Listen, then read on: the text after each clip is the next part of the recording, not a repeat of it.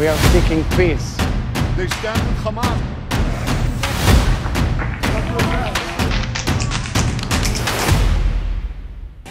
وإذا قيل لهم لا تفسدوا في الأرض قالوا إنما نحن مصلحون তাহাদেরকে যখন বলা হয় পৃথিবীতে অশান্তি সৃষ্টি করিও না, তাহারা বলে আমরাই তো শান্তি স্থাপনকারী। ألا إنهم هم المفسدون ولكن لا يشعرون সাবধান, ইহারাই অশান্তি সৃষ্টিকারী, কিন্তু ইহারা বুঝিতে পারে না। কুরআনের এই আয়াতের সাথে যেন হুবহু মিলে যায় ইসরায়েলিদের কথা নামক শান্তির নামে প্রহসন। ইসরায়েলের প্রধানমন্ত্রী সহ দেশটির নেতারা প্রায় বলে থাকেন, আমরা শান্তি রক্ষাকারী।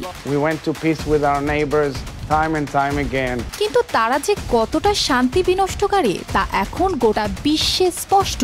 কুরআনে মহান আল্লাহ সূরা আল বাকারায় স্পষ্টভাবে যাদের কথা বলেছেন তাদের সাথে আজ ইসরায়েলের কর্মকাণ্ড মিলে যাচ্ছে হুবহু।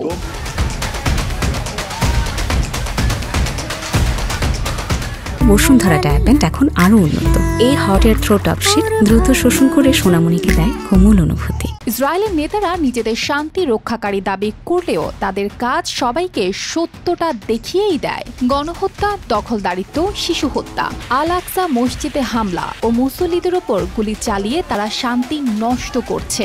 গাজায় বোমা, ধোঁয়া আর শিশুর কান্না যেন নিত্যদিনের সঙ্গী। ইসরায়েল বলে তারা সন্ত্রাস দমন ও নিরাপত্তার জন্য লড়ছে, কিন্তু জাতিসংঘ ও মানবাধিকার সংস্থাগুলো বলছে নিরীহ মানুষের ওপর হামলা কখনোই গ্রহণযোগ্য নয়।